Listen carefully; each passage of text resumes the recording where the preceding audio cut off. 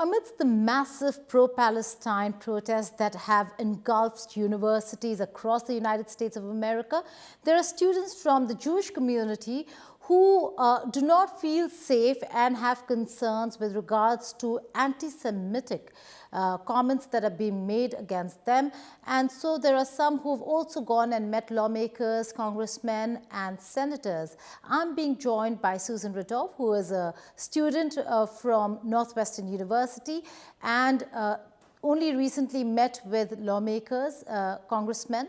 Let's just go across to her and ask, what is it that transpired in that meeting? Susan, thank you so much for joining us here on India Today Global. Let's begin with the concerns that you have and what is it that you experienced? You've just met lawmakers. What really transpired? Yeah, sure. First, I just want to say thank you so much for having me on and for giving me a platform to share a bit of our story. So we've experienced rampant anti-Semitism at Northwestern University. I'm an MBA student, and recently there have been anti-Zionist encampments on campus where students are not simply pushing for safety of human rights and dignity of Palestinian civilians. Of course, I stand in great sadness for innocent Palestinian lives being lost, but this has become an aggressive anti-Semitic agitation, and we've heard a lot of slurs. We've been verbally attacked, spat at, called anti-Zionist pigs. There was a poster of the Northwestern president with horns, which is a classic anti-Semitic slur, saying "I heart genocide," and they are really hurtful and making us feel not safe on campus, psychologically or physically.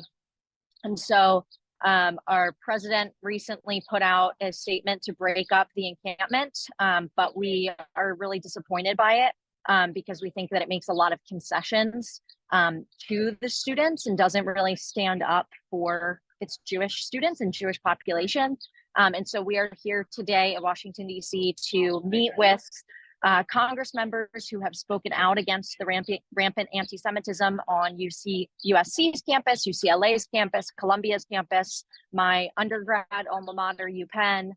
And we want to shine a spotlight on what's been going on at Northwestern and how we feel. And they are passing, hopefully, a anti-Semitism awareness bill today. It is up for a vote in the House.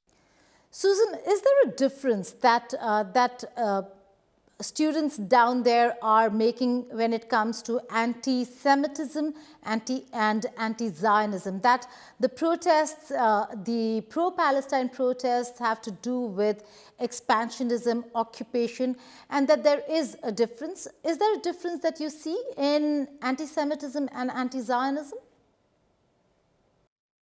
No, I do not think that there is a difference in how it is being messaged on college campuses.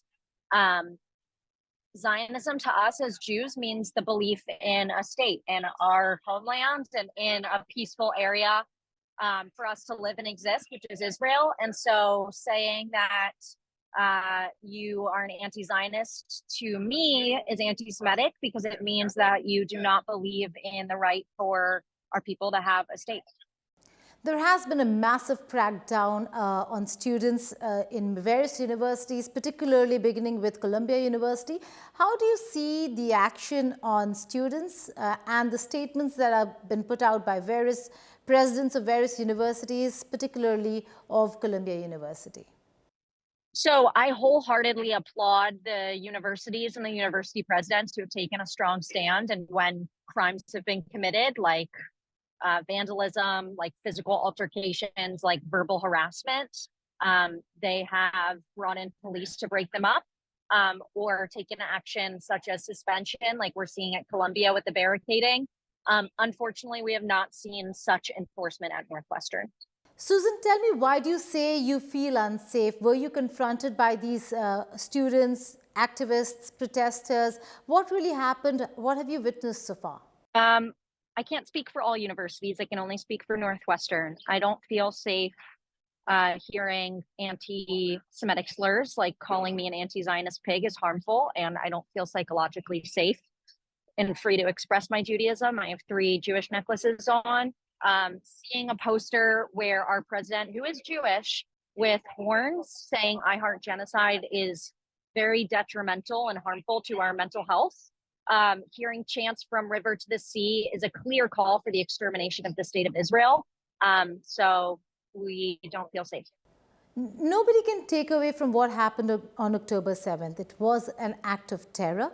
But there needs to be a solution. What is your take, and what's your reading, Susan, as a student, on not just the terrorist attack, but also a solution to the problem? A two-state solution is what most are seeking, and statehood for Palestine.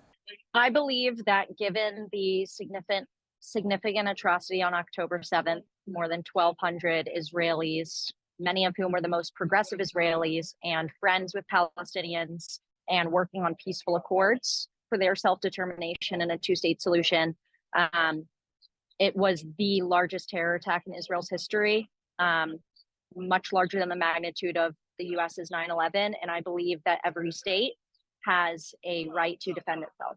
Right. Before I let you go, we do know that this entire protest and the anti-war activism that we are seeing across the United States of America has become a major poll plank. We've seen Biden make statements with regards to the protesters. We've seen Trump make very strong statements. He's in fact made his position very clear.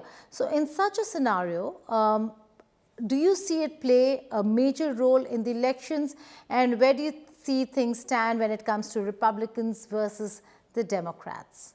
I can't speak to the election. I'm not a political pundit or journalist or somebody who works on Capitol Hill. I just really hope that the rampant anti-Semitism on college campuses is addressed by Congress. Susan Rudolph, thank you so much for joining us here and speaking with us. Thank you. I really appreciate it.